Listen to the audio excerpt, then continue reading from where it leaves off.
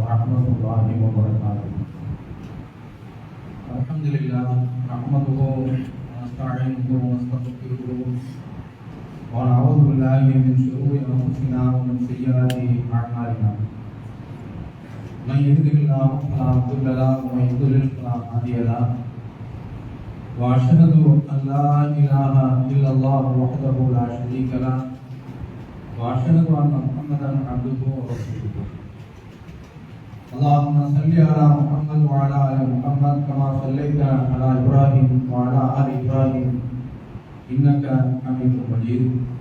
اللهم بارك على محمد وعلى آل محمد كما باركت على إبراهيم وعلى آل إبراهيم إنك حميد مجيد.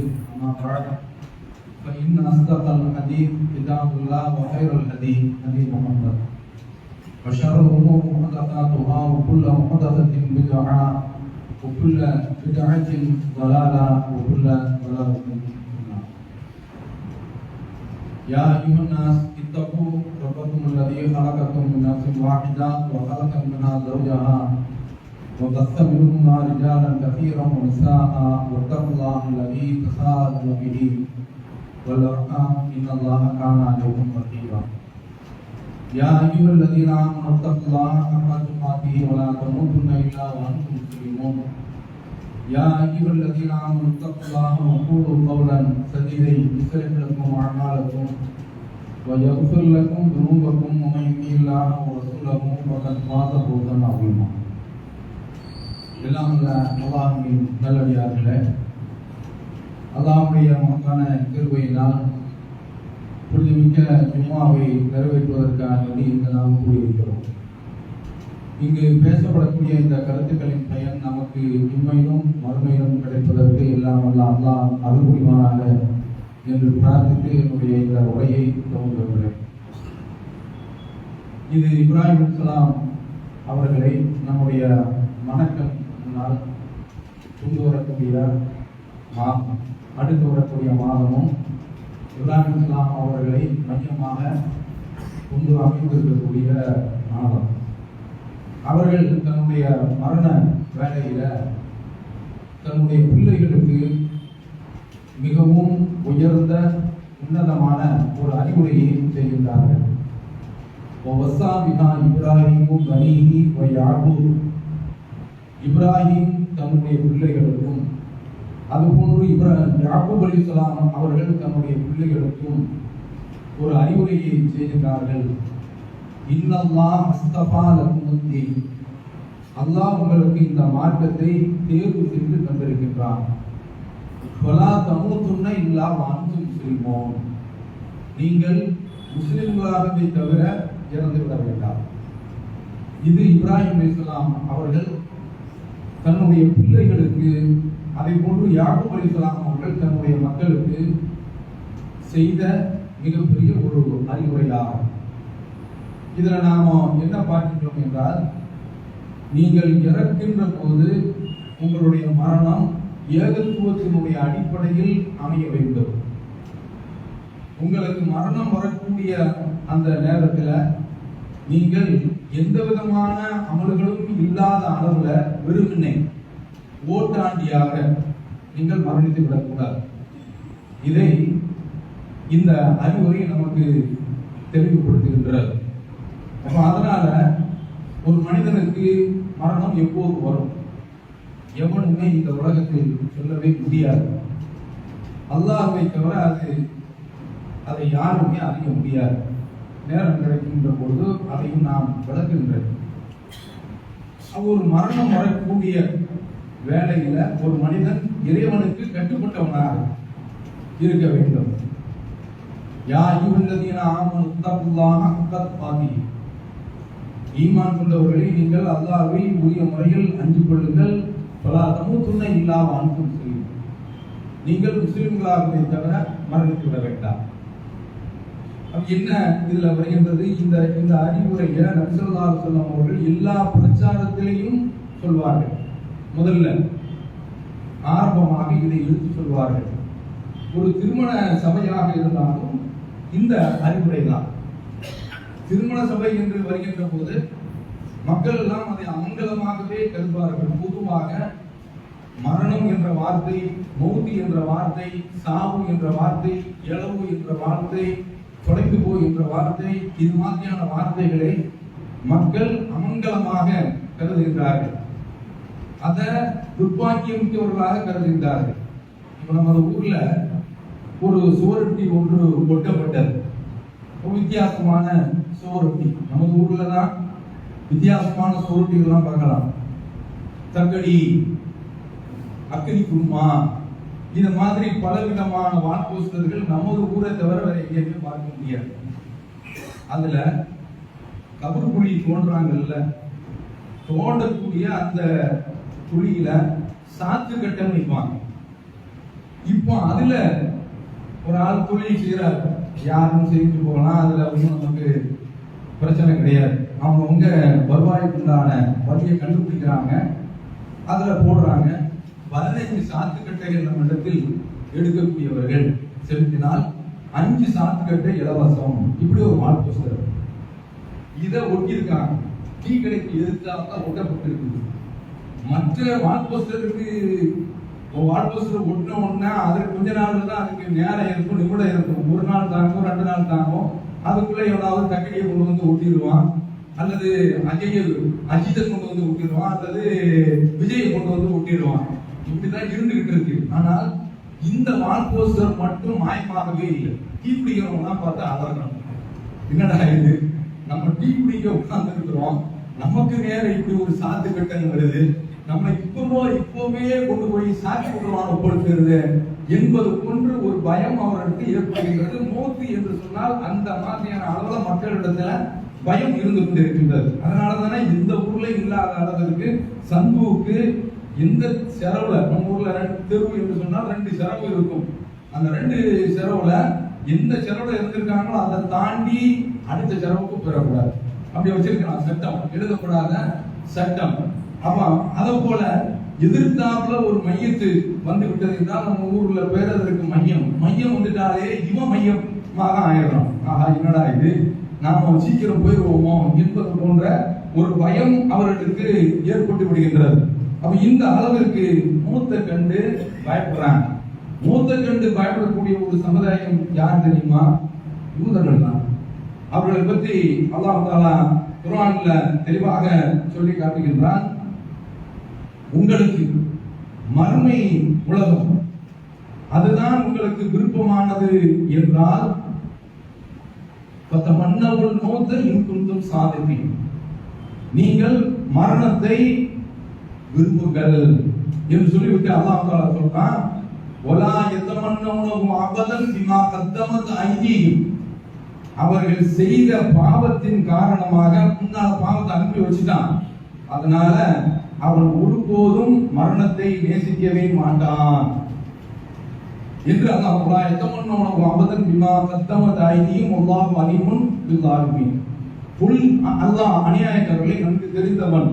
குல் இன்னல் மௌத்தல் லதீ தஃபிர்ரூன மின்ஹு, எதை கண்டு நீங்கள் விரண்டு ஓடுகின்றீர்களோ அந்த மரணம் இன்னமும் முலாத்தீக்கும், அது உங்களை சந்தித்தே தீரும் அல்லாஹ் சொல்கிறான். ஆனால் வேதனைக்குரிய விஷயம், இன்றைக்கு நாம பார்க்கிறோம் பலஸ்தீன்ல அந்த நாட்டையே அழித்து விட்டார். இவன் யாரு?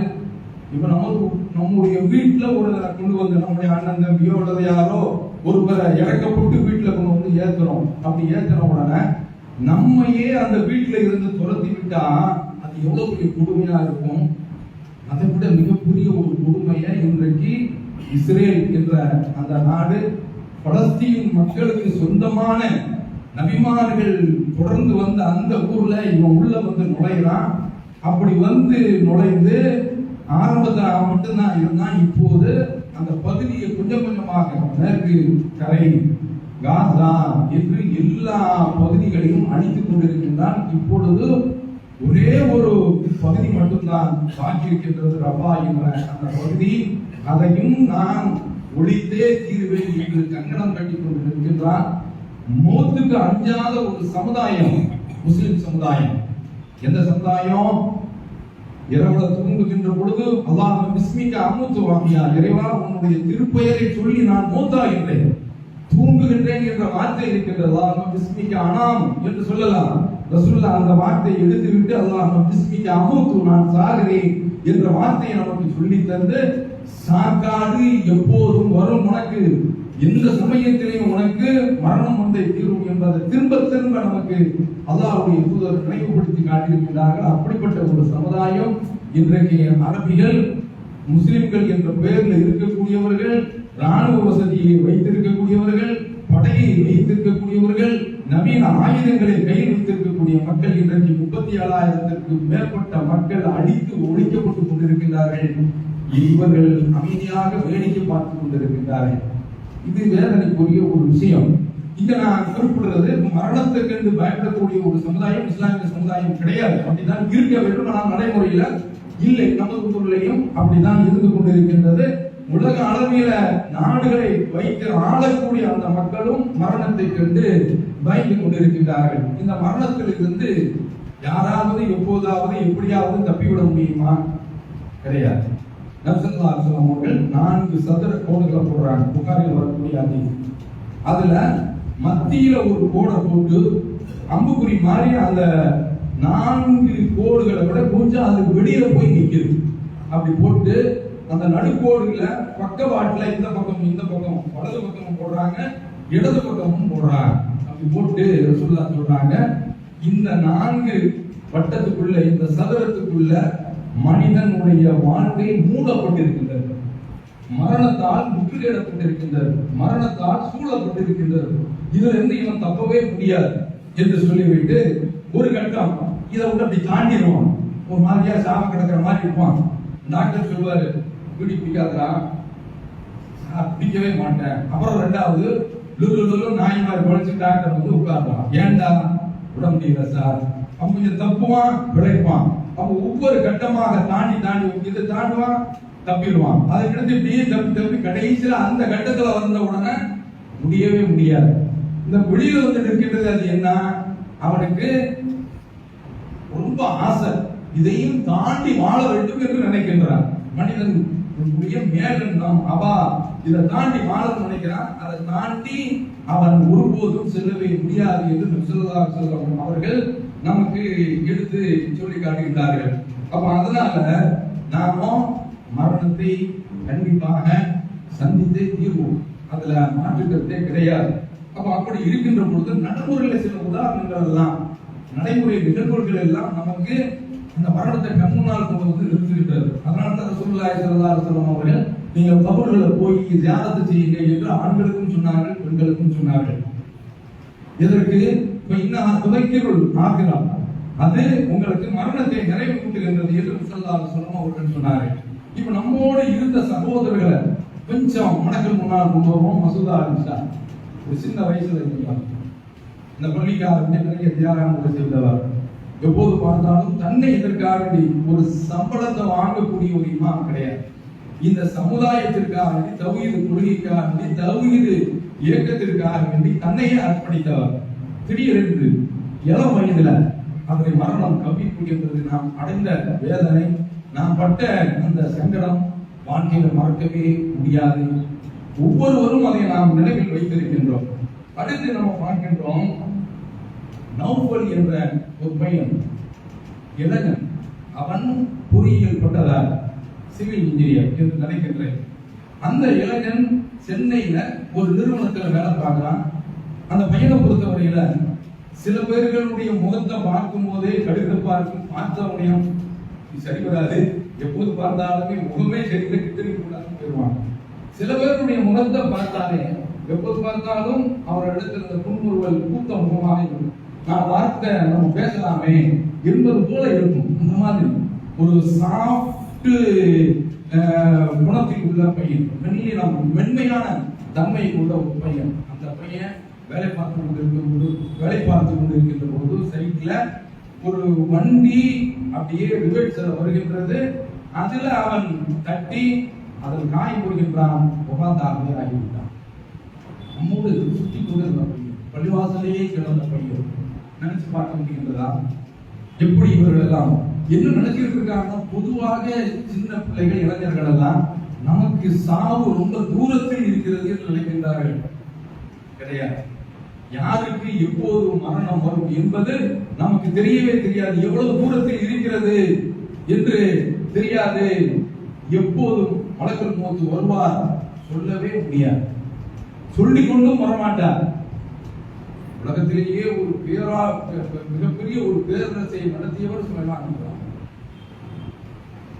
அவங்க ஜின்களை வச்சு ஆட்சி செய்து கொண்டிருக்கிறார்கள். அவங்களுடைய கமாண்ட்ல தான் ஜின்கள் கடல்ல போய் முத்து குளிக்கிறது எல்லா வேலையும் செய்து கொண்டிருக்கிறார்கள். அவங்களெல்லாம் வந்தாலும் உயிர் கைப்பற்றலாம்.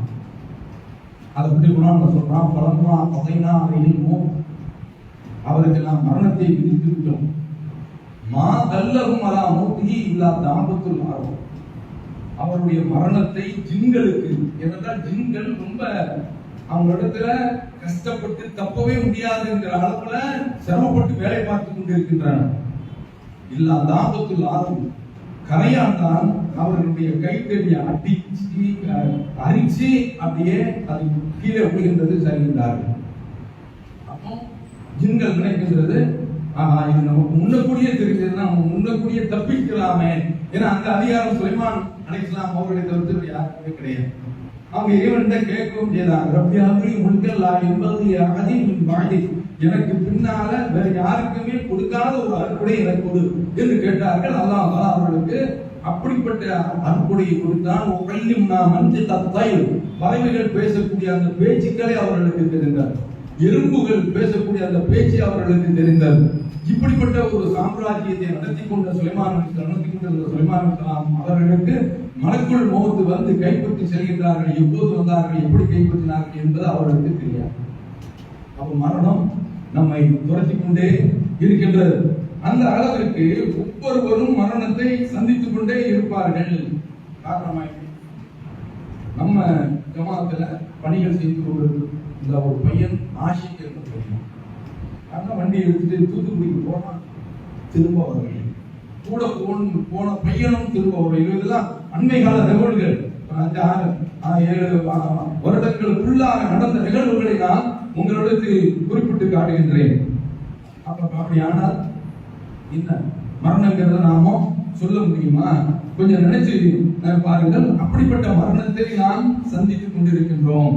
அடுத்து இப்போ குற்றாலத்தில் ஒரு 17 வயசு பையன், குற்றாலம்னா புது குற்றாலம் கிடையாது, பழைய குற்றாலம், தண்ணீரே வராது. திடீரென்று அதுல வெள்ளப்பெருக்கு வருது. அந்த 17 வயசு பையன் அவ்வளவுதான் அடிச்சு செல்லப்படலாம், ஆறு கொள்ளப்பட்டார். பாக்குறோமா இல்லையா? இதை போல அது திருச்சியில இருந்து மாணவர்கள் கன்னியாகுமரி கடற்கரையில வந்து குளிக்கிறார்கள். அப்படி குளிக்கின்ற அந்த வரையில் 200 கடற்கரை என்று குறிப்பிடுகின்றார்கள். 5 மருத்துவ மாணவர்கள் அத்தனையுமே அவங்க இறங்கியது கால் நினைக்கிறதுக்கு தான் இறங்கினாங்க. அவ்வளவுதான், அலை வருகின்றது, இழுத்து செல்கின்றது. 5 பேர்களுடைய கதையும் முடிந்து போய் விடுகின்றது. பதறான். ஒரு மருத்துவத்துறையில கொண்டு போய் சேர்க்கிறது, அதற்காக வேண்டி அந்த பெற்றோர்கள் செலவழிக்கக்கூடிய அந்த செலவழிப்பு, அதற்காக வேண்டி செய்யக்கூடிய தியாகம் சாதாரணமானது கிடையாது. அந்த மரம் வளர்ந்து தனக்கு கனிதரும் என்று நினைத்துக் கொண்டிருக்கின்ற பொழுது கடலில் இழுத்து அடித்து செல்கின்ற பொழுது அந்த பெற்றோர்களுடைய மனம் தாங்குமா? நினைச்சு பாருங்க. அப்ப அந்த மாதிரி மரணம் கப்பிக்கொண்டு செல்வதை நாம் பார்க்க முடிகின்றது.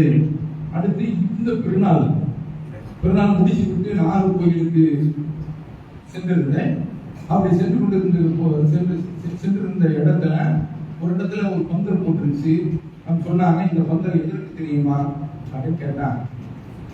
நேற்று ஒரு பையன் இறந்துட்டான், பெருநாள் காலம், 13 வயசு பையன் பைக்கை தூக்கிட்டு போயிருக்கிறான். போஸ்ட்ல முக்கிய ஆகும் ஸ்கூட்டர்.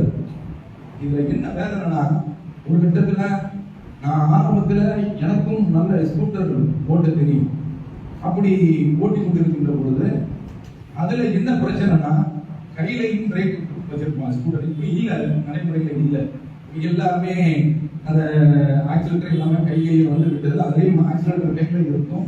ஒரு தடவை நண்பர்கள்ட்ட சென்னையில அந்த ஸ்கூட்டர் அதை வந்து என்ன கேட்டா, இப்போ நம்ம ஓட்டுற வண்டி எல்லாமே அந்த பிரேக் அட்டாச்சா இருக்கும். நம்மள அறியாம ஏதாவது ஒரு மாடு வருதுன்னா டக்குன்னு ஒரு அழுத்தம் பிரேக் பிடிச்சிக்கணும்.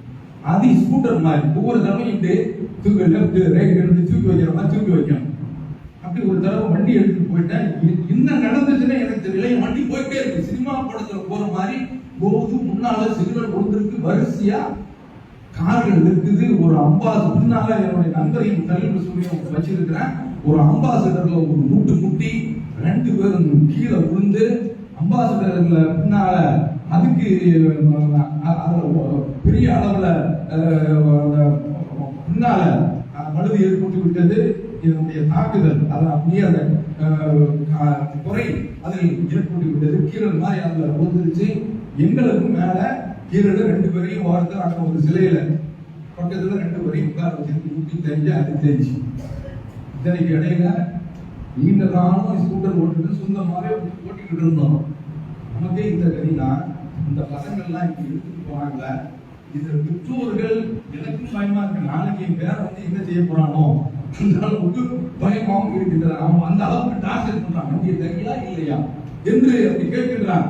அன்றைக்கு நான் பார்க்கிறேன், இங்குடு போல சின்ன பிள்ளைங்க, பொம்பளை பிள்ளை, அது என்ன செய்யுதுன்னா முன்னால அதை விட ஒரு 3 வயசு 2 வயசு பிள்ளையோ முன்னால வச்சுட்டு பின்னால ஒரு பிள்ளைய வச்சுட்டு அது கிளம்பி போகுது. என்னடா எப்படிப்பா இந்த மாதிரி பிள்ளைகளுக்கு கொடுக்குறாங்க என்று நமக்கு தெரியல. உயிர் பாதுகாப்புங்கிற விஷயம் சாதாரணமான விஷயமா? இந்த இடத்துல இன்னொரு விஷயம், உயிர் பாதுகாப்பு என்று வருகின்ற பொழுது நான் கடந்த வாரத்துக்கு முந்தைய வாரம் ஒரு செய்தியை குறிப்பிட்டேன்.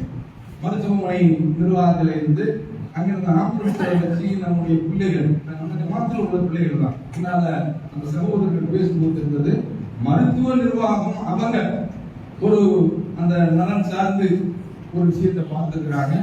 இந்த சகோதரர்கள் நலன் சார்ந்து அவர்களும் பார்த்திருக்கின்றார்கள் என்பது அவர்கள் சொல்லக்கூடிய விளக்கத்தில் தெரிந்தது. அந்த அம்மா இவங்க எடுத்து போனாங்கல்ல, அந்த அம்மாவை வயது மூதாட்டி, அவங்களுக்கு சொந்த பந்தங்கள் யாருமே. இந்த சகோதரர்கள் தியாக மனப்பான்மையோடு சேவை மனப்பான்மையோடு அவங்களை எடுத்து கொண்டு போயிருக்கிறாங்க. அந்த மருத்துவமனையில் சிகிச்சை இல்லை என்ற உடனே அடுத்து நாம தனியார்ல காட்டுவது என்று சொன்னால், இவர்கள் அதாவது இவர்களுடைய உறவினர்கள் இப்போது அருகில்லாம் இல்லை. அவ அந்த மாதிரியான ஒரு நிலையில ஒரு அத்தியாவசியமான உயிரை காக்கக்கூடிய அந்த காரியத்திற்காக வேண்டிதான் அவர்கள் அந்த இடத்துல முசூராவில் ஈடுபட்டார்கள். அதுல உள்ள அதாவது அவங்க உயிர் போயிடும் பத்திரமா இருக்கிறாங்க என்பது போன்று என்னுடைய பேச்சு அமைந்தது. அந்த சகோதரர்கள் நாங்க அந்த மாதிரி எல்லாம் பண்ணவில்லை என்று விளக்கம் கொடுத்தார்கள். அல்லாஹ் அவர்களுக்கு அருள்வானாக. அவங்க ஒரு உயிரை காப்பாற்றக்கூடிய அந்த பணியில தான் அவங்க ஈடுபட்டு இருந்தாங்க. அந்த அம்மா இறப்புனால் அவங்க பொது அரசாங்க மருத்துவமனையில ஹைகரூம்ல கொண்டு போய் சேர்த்து அதுக்கு முன்னால் அவங்க இறந்து போயிட்டாங்க. அந்த ஜனாசையும் நானும் கலந்து கொண்டு வந்தேன். இது ஒரு விஷயம். இதை நான் இங்கு குறிப்பிடுவதற்கு காரணம், அப்ப இந்த உயிர் நலன் காக்கக்கூடிய அந்த விஷயங்களை நம்முடைய பிள்ளைகள் துருட்டு ஐந்திக்கும் இதை தவிர்க்க, உங்களுடைய கைகளை நீங்க நாசத்தின் பக்கம் போடாதீர்கள் என்று அல்லாஹ் சொல்கிறானே. நாமும் இது போன்ற விஷயங்கள்ல வெத்தனமாக இருக்கலாமா, அதை கவனத்தில் நாம் வைத்துக் கொள்ள வேண்டும். சின்ன சின்ன பிள்ளைகள் எல்லாம் இன்றைக்கு வண்டியை தூக்கிட்டு கிளம்பிட்டு இருக்கிறாங்க. அதுல நமது ஊர்ல வண்டியை ஓட்டுறவங்கள அன்றைக்கு ஒரு பையன், அதாவது பசிரப்பா தெருவில் இருந்து வரலாம், நான் இங்க இருந்து இந்த அரசன் ஹோட்டலுக்கு பக்கத்துல அப்படி ஏறினேன். அந்த இடம் ரொம்ப டேஞ்சரான இடம். யாரு எந்த பக்கம் போறானே சொல்ல முடியாது. நேரா இந்த பக்கம் வர்றானா அல்லது ரைட் எடுத்து போறானா அல்லது திருமணத்துக்கு பக்கம் லெப்ட் போறானான்னு சொல்லவே முடியாது. அந்த இடத்துல எப்போது போனாலும் நின்று நிதானமாக வாதம் உள்ள வர்றான். அவன் பாட்டுக்கு ஏதாவது செவி மாதிரி அப்படி கலந்து போறான். அங்க வந்த 2 பொம்பளைகளை வண்டியை நிறுத்திட்டு அவங்க அப்படியே பேலன்ஸ் அப்படின்னு இருக்காங்க. இவன் அதெல்லாம் கிடையாது, யாருன்னா எனக்கு அப்படின்னு போயிட்டு இந்த மாதிரி இந்த பைக் எடுத்து சாப்பிடிக்கிறதுக்குன்னே ஒரு கூட்டம் அனுப்பிட்டு இருக்கிறான். இதுல நாம எப்படி மரணத்துக்கு தப்ப போறோம் என்பதே நமக்கு தெரியவில்லை. அதனால இப்படிப்பட்ட ஒரு சூழல் நம்மை சூழ்ந்து கொண்டிருக்கிறது என்பதை நாம் கவனத்தில் கொள்ள வேண்டும். அடுத்தது, நம்ம ஜமாத்துல பொதுச் செயலாளராக இருந்து எல்லா ஜமாத்துல எல்லா பணிகளிலையும் ஈடுபட்டிருந்த சகோதரர் ராமத்துல்லா, அவருடைய பையன் ஆக்சன் 12 வயசு. அவன் ராமத்துல்லாமா அன்றைக்கு வீட்டில் படுத்திருக்கிறான். அவன் ராமத்துல்லாவுடைய மனைவி பையனை பார்த்து, மேல பூண்டு காய வச்சிருக்கு, தம்பி நீ போய் எடுத்து வாங்குறாங்க. அந்த பையன் மேல போறான். கூட அவனுடைய தம்பியும் பின்னால போறான்.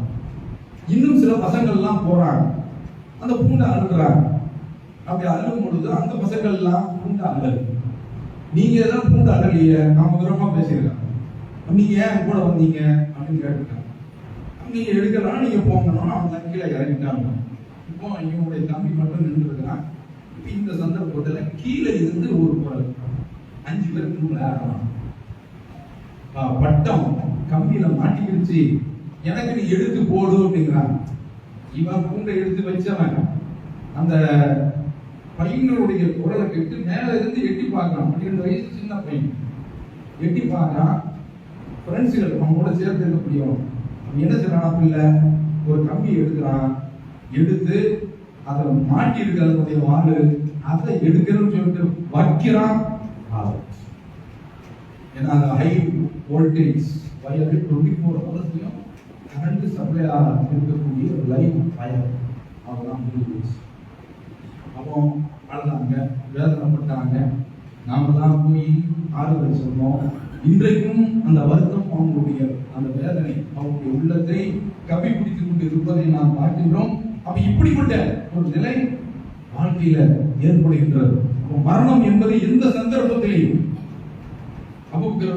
சொல்றாங்க, ஒருவருடைய மரணம் அவருடைய செருப்பு வாரை விட அருகில் இருக்கிறது. மரணத்துக்கு பயப்படாத, எந்த சந்தர்ப்பத்தில் மரணம் வரும் என்று சொல்லவே முடியாது என்ற அளவிற்குள்ள அந்த மரணம் இது நம்மை துரத்தி கொண்டு இருக்கின்றது. அப்ப அதுல நாமும் அந்த மரணம் நம்மை வந்து நம்மை பிடிப்பதற்கு முன்னால் நம்மளிடத்தில் அமல்கள் இருக்க வேண்டும். எல்லாவற்றுக்கும் மேலாக ஏகத்துவ கொள்கை நமக்கு உயிர் மூச்சாக இருக்க வேண்டும். நிறைய எடுத்துக்காட்டுகள் சொல்லலாம். இங்க இருந்து செய்யதலி இருக்கிற ஒரு இன்ஜினியர் நம்முடைய பள்ளிக்கெல்லாம் வந்திருக்கிறாங்க.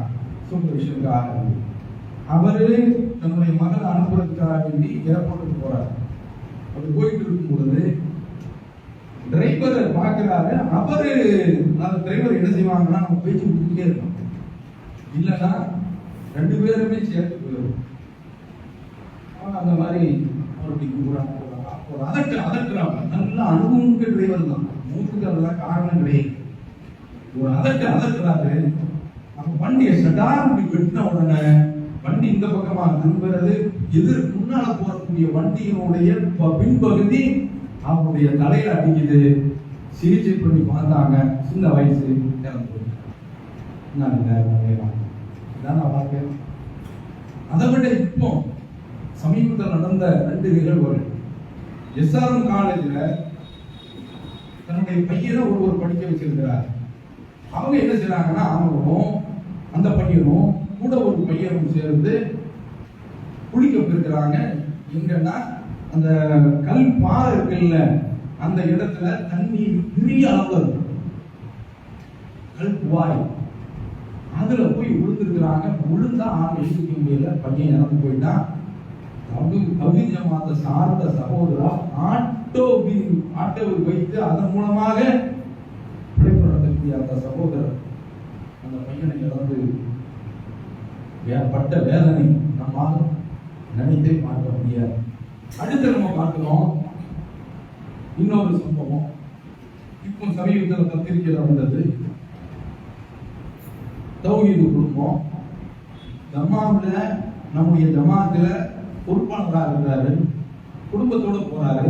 அப்படி போகும்போது கணவன், இவர், மனைவி அவங்க வர்றாங்க. 2 பையன் அவங்களும் கூட வர்றாங்க. இன்னொரு பையன் திருச்சியில ஐஐடியில் படிக்கிறது. அந்த பையனும் நானும் வரேன், அதான் இன்னும் வாப்போம் என்று வேண்டாம்பா, இவங்களே அனுப்பி திரும்ப வந்துடுவான். நம்ம அடம் பிடிச்சு அந்த பையன் ஏறியாச்சு, போயாச்சு. டிரைவரை வச்சுதான் போறாங்க, அவருடைய சொந்தக்கார்.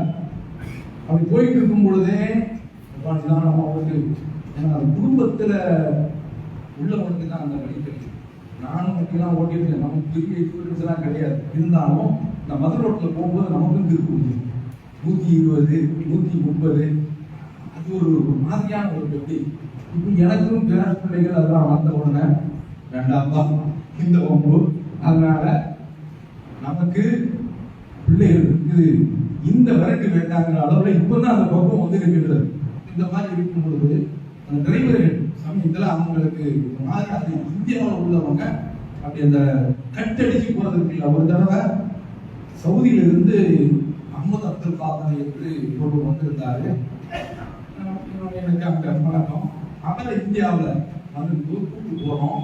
பார்க்கிறதுக்கு சினிமா கூட கதாநாயகன் அந்த மாதிரி ஒரு ஆளர். அவரோட வேலூர் பக்கத்துல கார்ல வந்து இருக்கும்போது நம்ம இந்திய சினிமா இப்படி இப்படி இப்படி இப்படி இப்படி இப்படி இப்படி போவாங்க. துடிச்சிட்டாரு. வழியால் இருந்ததையும் என்னப்பா வண்டி ஓட்டுறாங்க குடும்பம் அங்க எதிர்பார்க்குது, துடிக்கிறாரு. அவங்களுக்கு அந்த மாதிரி அந்த நாட்டுல உள்ள சேஃப் டிரைவிங் ரோடும் அப்படி இருக்கும். இங்க உள்ள ரோடு அப்படியா? எங்களை வந்து மாநகராட்சி பெரிய புரிய ரோடு வச்சுக்கிறாங்கன்னு சொல்ல முடியாது. தப்புன்னு வந்து அவர்தான் வந்து அடுத்த வண்டியா அவன் பாடி ஏறி போயிட்டே இருக்கும். அவன் நிறுத்தவும் மாட்டான். அந்த மாதிரியான ஒரு ஊர்ல வாழ்ந்துட்டு இருக்கும். இப்படி ஒரு அறிவுரை செய்து கொண்டுதான் செல்கின்றார். அப்படி சென்றிருக்கக்கூடிய அந்த கட்டத்துல அவரை போய் சேர்ந்தாச்சு. அவரும் பிளைட்ல ஏறியாச்சு. இப்போ பிளைட்ல இவங்க தெரிஞ்சுட்டாங்க, போர்டிங் பாஸ் எல்லாம் போட்டாச்சு, நீங்க போங்க அப்படின்னு சொன்னோம்னா கிளம்பி வந்துட்டு இருக்காங்க. முதல்ல இந்த பக்கத்துல வந்தாச்சு. அப்படி வந்துட்டு இருக்கும்போது அவர் யதார்த்தமா போன் அடிக்கிறார். பிளைட் டேக்ஆஃப் பண்ண போறான். நான் போயிட்டு வரமா அப்படின்னு சொல்றதுக்கு அடிச்ச உடனே எதிர் முனையில குரல் கேட்கின்றது, சார் நீங்க கொஞ்சம் இங்க வரலாமா அப்படிங்கிறாங்க. தூக்கி வாங்கி கொடுத்துச்சு. என்னப்பா? போலீஸ் கேரக்டர் சார், சின்ன ஆக்சிடென்ட் சொல்றாரு. உடனே லைனை கட் பண்ணிட்டு நம்முடைய ஜமாத்தில் உள்ள சகோதரர்கள் லைன்ல போறாங்க. போன உடனே சொல்றாங்க, என்ன நடந்தது என்று சொன்னால், டிரைவர் முன்னால போயிட்டு இருக்கக்கூடிய அந்த லாரியில போய் வண்டியை அப்படியே சொல்லிவிட்டாரு. சொருவுன இடத்துல 3 பேர் டிரைவரையும் சேர்த்து எல்லாரும் வண்டியில போனவங்க எல்லாருமே காலி. மூத்த பையன் பையன் படிச்சுட்டு இருந்தாங்கல்ல, அந்த பையனை மட்டும் மருத்துவமனையில் வச்சாங்க. கோமாவில் அந்த பையன் இருந்துகிட்டு இருக்கான். இந்த சந்தர்ப்பத்துல இப்போ நீங்க இறங்கி வந்துருங்க அப்படின்னு சொன்ன கீழே இறங்குறாரு. பாஸ்போர்ட்டே யூஸ் போடுறாங்க. இந்த பிள்ளைகளுக்கு தானே எனக்கு வெளிநாட்டு வாழ்க்கை, இந்த குடும்பத்துக்கு தானே எனக்கு வெளிநாட்டு வாழ்க்கை. போயிட்டார்கள். இனிமேல் இதற்கான வாழ்க்கை என்று பாஸ்போர்ட் பீச் போட்டு வராது. இந்த மாதிரியான ஒரு துயரத்தை யாருமே காண முடியாது. அந்த டிரைவர் பொதுவாக அந்த டிரைவர்கிட்ட பேச்சு கொடுக்கல, விதி சொல்ல முடியாது. ஏன்னா அல்லாஹ்வுடைய நாட்டை சேர்ந்திருக்கிறது என்று சொன்னால் இதுதான் மனித வாழ்க்கை. அப்ப இந்த மாதிரியான ஒரு வாழ்க்கையில இளைஞர்களாக இருக்கக்கூடியவர்கள், மரணம் நமக்கு தூரத்தில் இருக்கிறது. முதியவர்களுக்கு தான் அவர் ரூபாவுக்கு 65 வயசு ஆயிடுச்சு, சீக்கிரம் போயிடுவார் அப்படின்னு பல பேர் எதிர்பார்க்கிறாங்க. அப்ப இந்த மாதிரி அவருக்கு தான் சீக்கிரம் மறந்து போறது. இப்ப யாரெல்லாம் மூத்த வயதுல இருக்கிறாங்களோ அவங்கதான் போயிடுவாங்க. சட்டுனும் மணக்கள் போது பட்டினும் போயிடுவாரு. இளைஞராக இருக்கக்கூடியவனும் சட்டுனும் மணக்கள் போட பட்டினும் போயிடும். யாருக்கும் இந்த உலகம் நிரந்தரம் கிடையாது. அப்ப அதனால நாம இது மாதிரியான கட்டத்துல மரணம் வருகின்ற அந்த சந்தர்ப்பம் எப்போதுமே தயாரா இருக்கிறோம். ஒரு காலத்துல படம் பார்க்க போயிட்டு இருந்தேன். ஆனால் நான் கொஞ்சம் இறையச்சமிக்க படம் பார்க்க கேவலம் அந்த மாதிரி இருக்கக்கூடாது. ஏன்னா உள்ள போய் பார்த்த உடனே எனக்கு தியேட்டர்ல இருக்கும்போது மின்னல் இடி இடிக்கக்கூடாது. ஏன்னா உள்ள வச்சே இறந்துட்டான்.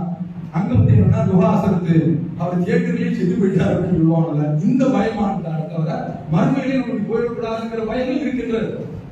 தௌஹீதுக்கு வந்தா அல்லாஹ்வுக்கு நம்ம மாறிட்டோம். அப்ப அதனால நமக்கு மரணம் வரக்கூடிய அந்த சந்தர்ப்பத்துல ஏகத்துவ தொழுகைவாதியாக இருக்க வேண்டும், தொழுகைவாதியாக இருக்க. அதுதான் இப்ராஹிம் இஸ்லாம் அவர்கள் சொல்லக்கூடிய அறிவுரை என்று சொல்லி நிறைவு செய்கிறேன். வாஹ்தவானா அல்ஹம்துலில்லாஹ்.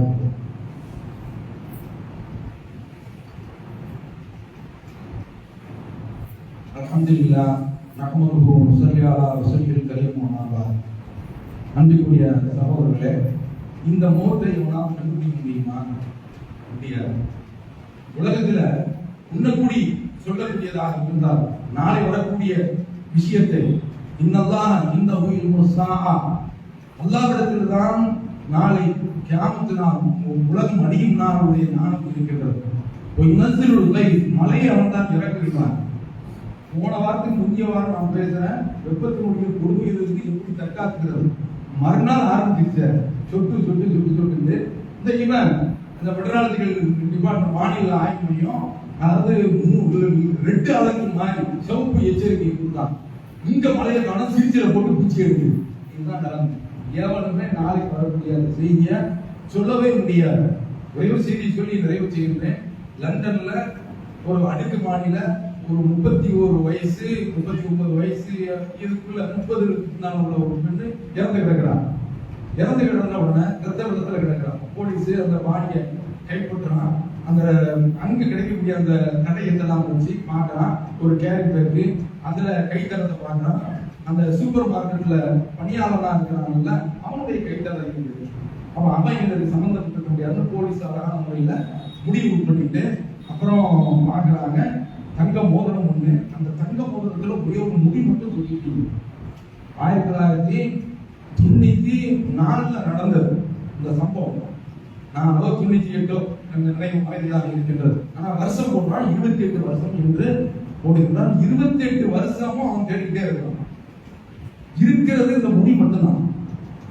அப்ப அந்த முடியும் பாதுகாத்து எப்படிப்பட்ட காவல்துறைன்னு பாருங்க. இங்க உள்ளவனும் பெரிய பெரிய வயலையே காணாக்கிச்சாங்க, அதை காணா போயிடுச்சா இருக்கிறான், அதை வச்சிருக்கிறான். அப்படி என்ன செய்யறாங்கன்னா, அப்போ யார் யாரு கைது செய்யப்படுறானோ அவனை எல்லாம் பிடிச்சு அந்த டிஎன்ஏ மரபணு சோதனையை பண்ணி பார்க்கிறான். சரி இல்லை இப்போ இதே தள்ளி விட்டுக்கிட்டு இருக்கான். ஒரு தடவை 28 வருஷம் இருந்த 2022 ஒரு தடவை பிடிக்கிறான். சந்தேகத்தின் பிறகு பிடிக்கிறான். அவனுடைய மரபணுவை சோதனை பண்றான். பார்த்தால் டிஎன்ஏ ஒத்து போகின்றது. இவன் தான் அந்த கொலைகாரன் என்று எல்லா விதமான இன்வெஸ்டிகேஷனும் முடிந்து 23 அல்லது 24 அவனுக்கு தண்டனை கொடுத்தாரு. பாருங்க, இப்போ இவனெல்லாம் நம்ம ஊர்ல எவ்வளவோ லெப்பைகள் இருக்கிறாங்க. இந்த மாதிரியான விஷயங்களை சொல்ல முடியுமா? முடியாது. யாருமே நாளை வரக்கூடிய அந்த செய்தியை சொல்லவே முடியாது. அப்ப அதனால நம்முடைய சகோதரர்கிட்ட சொல்றேன், இப்போ தேர்தல் நடக்குது.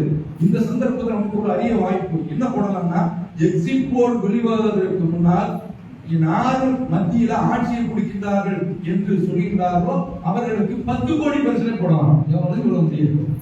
இதெல்லாம் தாராளமாக ஒரு அம்சம் சொல்லலாம். அல்லது குட் நோட்டீஸ் கொடுக்கலாம். சொல்லலாம் பார்ப்போம். நம்ம ஊர்ல பார்வை பார்க்கின்றார்கள், புலனாய் பார்வை. அந்த லெப்பைகள் எல்லாம் சொல்ல முடியுமா? கேட்டு வீடுகளா கொடுப்போம். டக்குன்னு போய் உட்காரும்.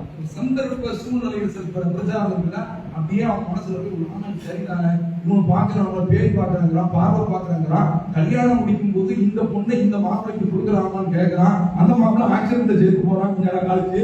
அது வேற பிரச்சனை. அப்ப இது மாதிரியான அடிப்படையில நாளை வரக்கூடிய அந்த செய்தியை எவ்வளவே சொல்ல முடியாது.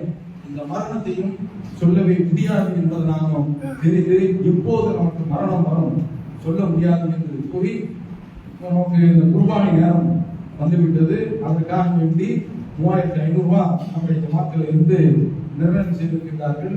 மரணத்துலாம் ஒன்றுங்கிறத கவனிச்சு அடுத்து கொடுத்துருப்போம். ஏன்னா அதுக்கு நாள் முன்னாடியே நம்ம போயிடணும். நல்ல வார்த்தையை சொல்லுங்களேன் சொல்லாதே. பேசிக்கிட்டு இருக்க நானும் சும்மா முடிஞ்ச பிறகு நானும் போயிடணும். புரியுதா? அதனால அதை முந்துங்க. அடுத்தது கண்டிப்பாக குர்பானி எடுத்துட்டு நீங்க முகன்முள்ள கண்டிப்பா போடணும். இதுதான் அந்த மாட்டை எப்படி அழுக்கிறானோ அது எப்படி துடிக்குதோ அது கண்டிக்கிறதா கட்டி சாப்பிடும். அந்த மாதிரி வேலையே செய்கிறாரு. விளம்பரம் எப்போதுமே வேண்டாம். இது ஒரு வணக்கம். இது அல்லாஹ்வுக்காக அப்படி செய்யறது. விளம்பரத்துல உள்ளவன் அவன் சாப்பிட பார்க்கிறான். என்னன்னா முஸ்லிம்களுக்கு எதிராக வராதுன்னு பார்த்துட்டு இருக்கான். அதுல அந்த மாடு துடிக்கிறது அதனால அவன் தாங்க முடியாது. அப்ப அதனால இதையும் மோடி போயிடுச்சு வைங்க பாருங்க, பயம் வரணும் அப்படி போடுறாங்க பாருங்க அப்படின்ட்டு இதையும் தேர்தல் பிரச்சாரத்துக்கும் ஆகலாம். அந்த மாதிரியான மோசமான லெவலில் போயிட்டு இருக்கா. இதையெல்லாம் கவனத்தில் வைத்து செயல்படுமாறு கேட்டு நிறைவு செய்கிறேன்.